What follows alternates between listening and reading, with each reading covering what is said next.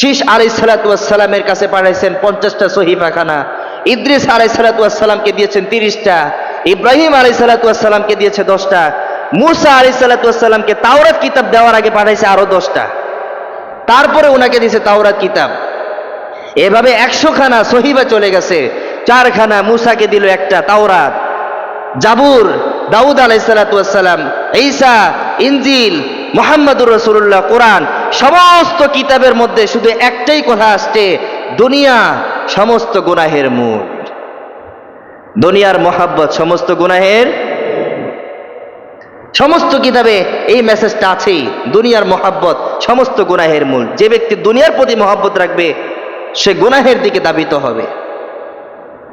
আমাদের এই সমাজে 3 শ্রেণীর মানুষ আছে। এক শ্রেণীর মানুষ ক্ষমতার দিকে দৌড়ায়, এক শ্রেণীর মানুষ ক্ষমতার দিকে দৌড়ায়, তাকে বলে ক্ষমতা লোভী। আরেক শ্রেণীর মানুষ দুনিয়ার দিকে দৌড়ায়, তাকে বলে দুনিয়া লোভী। আরেক শ্রেণীর মানুষ যে আল্লাহর দিকে দৌড়ায়, এখন তাকে কি বলবেন? আল্লাহ লোভী, আল্লাহওয়ালা। যে দুনিয়ার দিকে দৌড়ায় সে দুনিয়া লোভী। কি বলেন? এই শ্রেণীর মানুষ আছে না?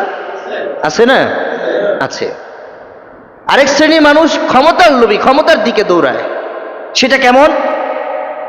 কোন ব্যক্তি যদি মেম্বার হয়, এর ধান্দা থাকে আমি এলাকার চেয়ারম্যান হব, তখন চেয়ারম্যান হওয়ার জন্য মূল চেয়ারম্যানের পিছে পিছে ঘুরে। যখন সে চেয়ারম্যান হয় তখন চিন্তা করে আমি উপজেলা চেয়ারম্যান হব, তো এই চেয়ারম্যান উপজেলা চেয়ারম্যানের পিছে পিছে ঘুরে। উপজেলা চেয়ারম্যান হয়ে গেলে এবার ঘুরে এমপির পিছনে, এমপি হওয়ার জন্য। এমপি হয়ে গেলে ঘুরে মন্ত্রীদের পিছনে, মন্ত্রী হওয়ার জন্য। যারা ক্ষমতার লোভী তারা এভাবে ঘুরে ঘুরে ঘুরে ঘুরে দিন শেষ করে, ঠিক না? এবার বলেন আখেরাত কামাইব কবে? ক্ষমতার লোভীরা যখন এভাবে ক্ষমতার পিছে ঘুরতে ঘুরতে ঘুরতে ঘুরতে 50 বছর পর্যন্ত চলে যায়, এবার বলেন আখেরাত কামাই করবে কোন সময় এসে? তারপরও তো বান্দার অহংকার শেষ হয় না, তারপরও তো বান্দার অহমিকা দূর হয় না, তারপরও তো বান্দার হিংসা দূর হয় না। গাজীপুরে একবারই, ময়মনসিংহে একবারই, গুলশানে একবারই, বনানীতে একবারই, গোপালগঞ্জে একবারই, কুমিল্লা ফেনীতে একবারই, সব জায়গায় বাড়ি। এবার বলো বান্দা মৃত্যুটা কোন বাড়িতে হবে? যদি বলো গাজীপুর বাড়িতে, তো গাজীপুরে ফেরেশতা আজরাইলকে ঘুষ দিয়ে খাইয়ে মৃত্যু থেকে বাঁচা যাবে কিনা? যদি বলো তুমি বনানীতে আসো, বনানীতে বড় বাড়ি, দাপট বেশি, এলাকা সমৃদ্ধশালী, বড় লোকের এলাকা, আমিও বড় লোক, চলো আজরাইলকে ঘুষ দিয়ে থামাই রাখি যেন আমার মৃত্যুটাকে সে নিতে না পারে। সম্ভব? সম্ভব নেই। ধরেন প্রধানমন্ত্রীর কার্যালয়ের সাথে তার বাড়ি, এখন প্রধানমন্ত্রী সব টাকা পয়সা লুটপাট করেও যদি আজরাইলকে ঘুষ দেয়, জাননিও না। কে বলেন আজরাইল ঘুষ খাবে? মনে হয় ঘুষ খাবে? ঘুষ যদি নাই খায় তাহলে তো মৃত্যু অবশ্যই নিশ্চিত। এবার বান্দা তুমি বলো এত বাড়ি বানাইছো, মরার সময় কাপড় হইব কয়টা? 3টা। মরার সময় কাপড় হইব কয়টা? কৃষক মরলে তার কাপড় হইব কয়টা? মুচি মরলে তার কাপড় হবে কয়টা? মরার পরে তোমার ঘর হইব কয় হাত? মুচি মরলে, কৃষক, কামলা, চামার, আপনি, আমি, এত বাড়ি, এত বাড়ি, এত ধন সম্পদ, এত ক্ষমতা, এত লোভ, কি করলো তোমাকে? বাঁচাইতে পারলো না। ওই 3.5 হাতেই পড়তে হইল, তাও আবার সাদা এক কাপড়, বেনারসি না, রেশমি কাপড় না, রং বেরঙের না, এক কাপড় সাদা।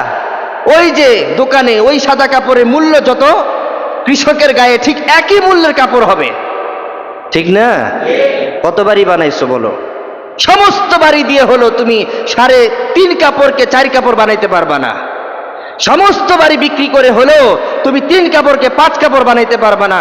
সমস্ত বাড়ি বিক্রি করে হলো 3.5 হাত কবরকে তুমি 5.5 হাত বানাইতে পারবা না, কারণ 3.5 হাত কবর হওয়াটা সুন্নত। এটা একটা লিমিট আছে, সীমা আছে। যতই গভীর করো বান্দা, মাটির নিচে যাইতে হবে কিনা?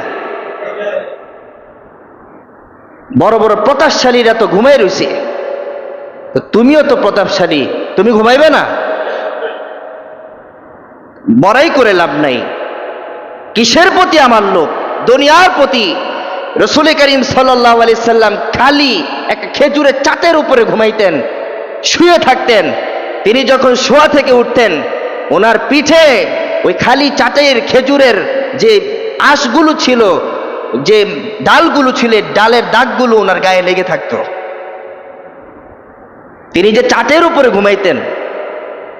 আমরা মোল্লা চিনেন? মোল্লা, পাটি চিনেন না? পাটি অনেক গ্রামে মোল্লা বলে। মোল্লাটা বিছাই দে রে, পাটিটা বিছাই দে। তো কিছু কিছু পাটিতে দাগ থাকে না? থাকে না? থাকে। তো এখানে একটু খালি গিয়ে শুয়ে থাকেন তো, উঠার পরে পিছনে দাগ লাগে কি লাগে না? লাগে। নবী আলাইহিস সালাতু ওয়াস সালাম এরকম মিহি চাটাইতে ঘুমাইতেন না, মিহি চাটাইতে ঘুমাইতেন না। কেমন চাটাইতে ঘুমাইতেন? খেজুর থেকে ডাল এনে এটাকে সুন্দর করে বাদাই করে বিছানা বানাইতেন। কোনো বিছানা ছাড়াই, কোনো কাপড় ছাড়াই ওই চাটের উপরে নবীজি শুয়ে পড়তেন। উনি যখন উঠতেন, ওনার গায়ের ভিতরে দাগ লেগে থাকতো। আব্দুল্লাহ ইবনে মাসউদের চোখে পানি। আব্দুল্লাহ ইবনে মাসউদ বলে, ইয়া রাসূলুল্লাহ, আপনি আমাদেরকে অনুমতি দেন, আমরা যেন একটা বিছানা আপনার জন্য বানাই দিই, আমরা আপনার পিছনের দাগ সহ্য করতে পারি না। রাসূল করিম সাল্লাল্লাহু আলাইহি সাল্লাম ইরশাদ করেন, এই আব্দুল্লাহ ইবনে মাসউদ, দুনিয়া আর আমার সাথে সম্পর্কটা কি? দুনিয়া আমার সাথে কোনো সম্পর্ক নাই। সম্পর্ক শুধু ওইটাই যে একজন আরোহী ঘোড়া থেকে নামলো, গাছের ছায়ায় বিছানা নিল, আর অকপটে সে তাকিয়ে দেখলো গাছ কিছুক্ষণের মধ্যে তার থেকে দূরে সরে গেছে। দুনিয়া আমার সাথে সম্পর্ক এরকম। এই আছে, এই নাই, এই আছে, এই নাই, এই আছে, এই নাই। এইটাই হলো দুনিয়ার সাথে আমার মহাব্বত। আব্দুল্লাহ ইবনে মাসউদ বলতেছে, আপনি আমাকে অনুমতি দেন, আমি আপনার জন্য একটা বিছানা বানাই দিই। বিছানা বানাই দিলে তো কমাস কম না আপনার শরীর থেকে যে শরীরে যে দাগ দেখা যায়, দাগটা দেখা যাবে না। খাট, কাঠ দিয়ে বানাই খাট। এই কাঠের উপর আপনি শুয়ে পড়তে পারবেন বিছানা ছাড়া? শুধু বিছানা না, কেউ তো শক্ত জিনিস পছন্দ করে না, জাজিম বানায়, তোষক বানায়, একটা না দুইটা বানায়, ডবল কইরা বানায়, তাও আবার কোনো বিশেষ প্রকারের তুলা দিয়া বানায়। এমন তুলা দিয়া বানায় ফোমের মতো নরম, স্পাম করে, স্পাম করে। কত বাহারি রকমের তুলা দিয়ে, কালারিং তুলা দিয়ে একদম গাছ থেকে টেনে এনে বের করে, আঁশগুলো বের করে, শুধু সেফ খাঁটি তুলাটা বের করে ওইটা দিয়ে জাজিম বানায়, তোষক বানায়, তারপর আপনি শুয়ে পড়েন আরামের ভিতরে। এই ব্যবস্থা নবীজি কইরা গেছেন।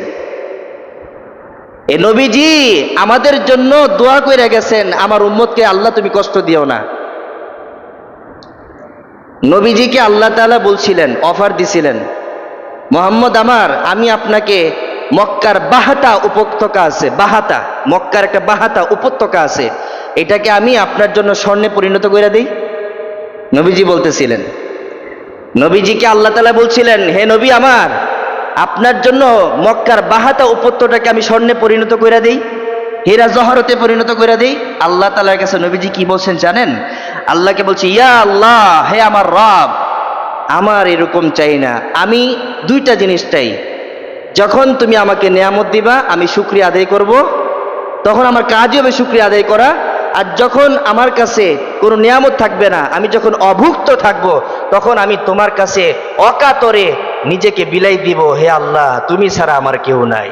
এখন তুমি আল্লাহ আমাকে যদি মক্কার উপত্যকাকে স্বর্ণে পরিণত করে দাও আমার জন্য, তো তোমার কাছে তো চাওয়া আমার বন্ধ হয়ে যাবে। তখন আমার মনে হবে আমার তো সবই আছে, আল্লাহর কাছে কি চাইতে হবে? আল্লাহ আমার এটা দরকার নাই, আমি চাই ওই দুইটা জিনিস, যে যখন তুমি আমাকে নিয়ামত দিবা আমি যদি শুকরিয়া আদায় করব, আর যখন তুমি আমাকে অভুক্ত রাখবা তখন আমি তোমার কাছে শুধু চেয়েই যাব, চেয়েই যাব। ধন সম্পদ পাইলে মানুষ চাইতে ভুলে যায়, চাওয়ার প্রয়োজন হয় না, কি লাগবে, আমার সব কিছু আছে, এখন আর চাওয়ার কিছু নাই। আল্লাহকে ভুলে যায়, তরিকা ভুলে যায়, আদর্শ ভুলে যায়, আদর্শচ্যুত হয়ে যায়। তখন ওই ব্যক্তি থেকে ঈমান ছুটে যায়, নামাজ ছুটে যায়, হজ ছুটে যায়, সব কিছু ছুটে যায়। এমনি এমনি মানুষ নাস্তিক হয় না, এমনি এমনি মানুষ ঈমান হারা হয় না। ধন সম্পদের লোভে পড়ে, মোহে পড়ে ঈমান হারা হয়ে যায়, কারণ সে এই কনসেপ্ট নিয়ে বেঁচে থাকে, আমার তো সবই আছে, সব আছে আমার, আল্লাহর কাছে চাইতে হবে কেন? কোরআন অনুযায়ী চলতে হবে কেন?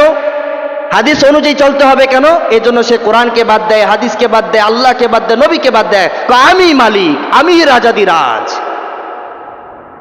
হুব্বুদ দুনিয়া রাসু কুল্লি খাতিয়া। মিশকাত শরীফের হাদিস, দুনিয়ার মোহাব্বত সমস্ত গুনাহের মূল। হাসান বসরি রহমতুল্লাহ আলীর কাছে মালাকুল মউত আসছিল। হাসান বসরি রহমতুল্লাহ আলী মালাকুল মউতকে বলেছিল, হে মালাকুল মউত, তুমি যে আমার রূহ কবজ করতে আসছো, আমার একটা ফরমাইশ আল্লাহ তাআলার কাছে আছে। কি ফরমাইশ? আমি তো আমার আল্লাহকে আমার রব বলে স্বীকার করছি, আমার রব কি আমাকে এটা বলে স্বীকার করছে হাসান আমার বান্দা? সুবহানাল্লাহ বলতেন না? আমি তো আমার রবকে আমার রব বলে স্বীকার করছি, কিন্তু তুমি যে আমার রূহ কবজ করতে আসছো আল্লাহর অনুমতি ক্রমে, আল্লাহ কি একবারও বলছে যে আমার হাসান তো আমাকে তার রব বানাইছে, তো আমি আমার হাসানকে আমার বান্দা বানাই? আল্লাহ কি এ কথা বলছে? তো বলে নাই। আল্লাহ যেদিন এ কথা বলবে তখন তুমি আমার রূহ কবজ করবে। আল্লাহর পক্ষ থেকে ঘোষণা আসছে যে আজরাইলের মারফতে যে আল্লাহ এই ঘোষণা দিয়েছেন হাসান আমার বান্দা, তো এখন আমারই নিয়ে যাও। ইবনুল ফারিস নামে একজন বিশাল অনেক বড় বুজুর্গ ছিলেন। এই ঘটনাগুলো আপনি ওলিয়া উলিয়াদের কেরামতে গিয়ে পাবেন। সেখানেও তিনি আল্লাহর অনেক বড় বুজুর্গ ছিলেন। ওনার কাছে যখন মালাকুল মউত আসে, লাল গালিচা দিয়ে ওনাকে অভ্যর্থনা জানানো হয়। স্বপ্নের মাধ্যমে কোন এক ব্যক্তিকে জানানো হইল, এভাবে যদি আপনি আমাকে লাল গালিচার মাধ্যমে অভ্যর্থনা জানান, তাহলে তো আমি দুনিয়াকে ধ্বংসই করে দিছি, আমি তো এখনো আখিরাত কামাইতেই পারি নাই। কি বুঝেন তাদের কাছে দুনিয়াটা কেমন ছিল? নবীর কাছে দুনিয়াটা কেমন ছিল? আম্মাজান আয়েশার কাছে দুনিয়াটা কেমন ছিল? পুরা জিন্দিগি নবীর সাথে কাটাই দিছে। আম্মাজান আয়েশা নরম কোনো বিছানায় শুইতে পারে নাই। নবীজি যেখানে শুইছে আম্মাজান আয়েশা সেখানে শুয়েছেন। নবীজি দেখেছেন আমার মতো তো আম্মাজান আয়েশা, আমার মতো তো আয়েশা কষ্ট করতে পারবে না, এই জন্য নবীজি তার উরু বিছাই দিতেন, সেই উরুর উপরে আম্মাজান আয়েশা মাথা রেখে ঘুমাইতেন। নবীজি ভেবেছেন আমাদের জন্য, কিন্তু আমরা নবীকে নিয়ে ভাবি নাই। আমরা নবীকে নিয়ে চিন্তা করি নাই, নবীর আদর্শ নিয়ে চিন্তা করি নাই, নবীর শ্রম নিয়ে চিন্তা করি নাই, নবীর কষ্ট নিয়ে একটাবারও চিন্তা করি নাই। আমাদের নবী আমাদের নিয়ে ভেবেছেন, এই জন্য আমরা এখনো জাজিবের উপরে শুয়ে শুয়ে আল্লাহর নিয়ামত ভোগ করে যাচ্ছি। এই শুকরিয়া আদায় করতে হবে না? করতে হবে না? তবে একটা কথা, বড় আকারে একটা কথা, দুনিয়ার মোহাব্বত সমস্ত গুনাহের মূল। এই সবকটা ভালো করে জেনে নেন। আজকে মসজিদ থেকে যাওয়ার আগে এই সবকটা ভালো করে সবাই আমার সাথে একসাথে বলেন, দুনিয়ার মোহাব্বত সমস্ত গুনাহের মূল। বলেন, জোরে বলেন, নাকি এটা বিশ্বাস হয় না? দুনিয়ার প্রতি মোহাব্বত রাখার কারণে যে মানুষ গুনাহের দিকে ধাবিত হয়। এই যে এত খুন, এত গুম, এত হত্যা, এত খুন রাহাজানি, এই যে হাদিকে যে মারা হইল, কেন মারা হয়েছে? হাদিকে কেন মারা হইল? ক্ষমতার কারণে মারা হয়েছে। কথা বলেন। হাদির কথা অসহ্যনীয় ছিল, হাদির কথা গ্রহণযোগ্য ছিল না কোন এক ক্ষমতা দলের কাছে। হাদিকে মেরে ফেলছে, হাদিকে মেরে ফেলছে। পৃথিবীতে যা কিছু হচ্ছে হয়তো দুনিয়ার কোনো লোভের কারণে, সম্পদের কারণে, নতুবা ক্ষমতার কারণে, এছাড়া আর কিছুই হচ্ছে না। কথা বলেন ঠিক কিনা? আর আমল যা হচ্ছে সব কিছু হচ্ছে আখিরাতের জন্য, আর দুনিয়াতে আমল ছাড়া যা কিছু হচ্ছে সব হচ্ছে দুনিয়ার কারণে। এই জন্য অকপটে আমি স্বীকার করি দুনিয়ার মোহাব্বত সমস্ত গুনাহের মূল। কথা বলেন ঠিক কিনা? এটাই হলো মূল মেসেজ।